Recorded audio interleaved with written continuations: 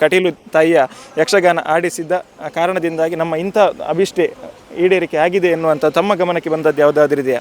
ನಮ್ಮ ಮನೆಯೇ ಸಾಕ್ಷಿ, ಬೇರೆ ಬೇಡ. ನನ್ನ ತಂದೆಗೆ 4 ಹೆಣ್ಣು ಮಕ್ಕಳು.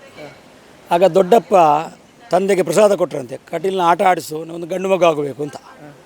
ಹಾಗೆ ಹುಟ್ಟಿದವು ನನ್ನ ಅಣ್ಣ ಅನಂತಣ್ಣ. ಅನಂತರದ ವರ್ಷ ಆಟ ನಿಂತೋಯ್ತು.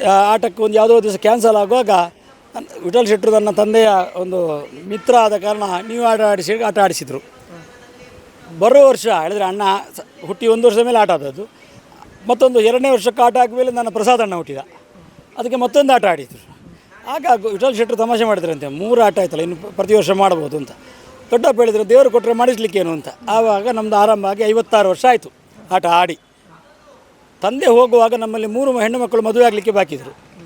ಅನಂತಣ್ಣ ಅದಿಯಾಗಿ ಮದುವೆ ಆಗಲಿಕ್ಕೆ ಎಲ್ಲರೂ ಬಾಕಿದ್ರು.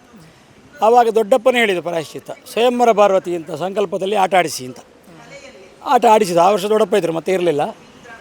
ಒಂದೇ ವರ್ಷದಲ್ಲಿ 3 ಮದುವೆ ಆಗಿದೆ ನಮ್ಮ ಮನೆಯಲ್ಲಿ, ಮಕ್ಕಳಾಗಲಿಲ್ಲ. ದೊಡ್ಡಪ್ಪ ಹೇಳಿದಂಥ ಆ ಮಾತಿನಿಂದಾಗಿ ನಾವು ಪುತ್ರಕಾಮೇಷ್ಟಿ ಮತ್ತು ಕುಮಾರ ಸಂಭವ ಆಟವನ್ನು ಆಡಿಸಿದೆವು. ಒಂದೇ ವರ್ಷದಲ್ಲಿ 3 ತೊಟ್ಟಿಲು ನಮ್ಮ ಮನೆಗೆ ಬಂತು. ಹಾಗಾಗಿ ನಾನೇ ಜ್ವಲಂತ ಉದಾಹರಣೆ. ಎಷ್ಟೋ ಜನರಿಗೆ ನನ್ನ ದೊಡ್ಡಪ್ಪ, ಈಗ ನಾವು ಹರ ಕೇಳಿದರೆ ಖಂಡಿತ ಗಿಡ ಇರ್ತದೆ. ಹರ ಕೇಳಿದ್ರೆ ಸ್ವಲ್ಪ ನಾವು ಕಡಿಮೆ ಮಾಡಿಸಿದ್ದೇವೆ. ಯಾಕೆ ಹೇಳಿದರೆ ನಾವು ಕೊಡಲಿಕ್ಕೆ ನಮ್ಮಲ್ಲಿಗೆ ಬರ್ತಾರೆ, ನಾವು ಕೊಡಿಸ್ಲಿಕ್ಕೆ ಆಗೋದಿಲ್ಲ ಆ ದೃಷ್ಟಿಯಿಂದ. ಆದರೆ ಯಾವುದರಿಂದಲೂ ಬಗ್ಗಲಿಲ್ಲ ಅಂತ ಕಂಡ್ರೆ ಸರ್ವಮೂಲಿಕ ಪ್ರಯೋಗ, ನೀವು ಒಂದು ಆಟ ಆಡಿಸಿ ಅಂತ ಹೇಳಿಬಿಡ್ತೇವೆ ನಾವು. ಬೇರೆ ನಮಗೆ ದಾರಿ ಕಾಣೋದಿಲ್ಲ. ಅಷ್ಟರ ಮಟ್ಟಿಗೆ ಕಟೀಲು ದೇವಿ ಆಟದ ಮೇಲೆ ಪ್ರೀತಿಯಲ್ಲಿದ್ದಾಳೆ, ಅಷ್ಟೇ ಹೇಳ್ಬೋದು.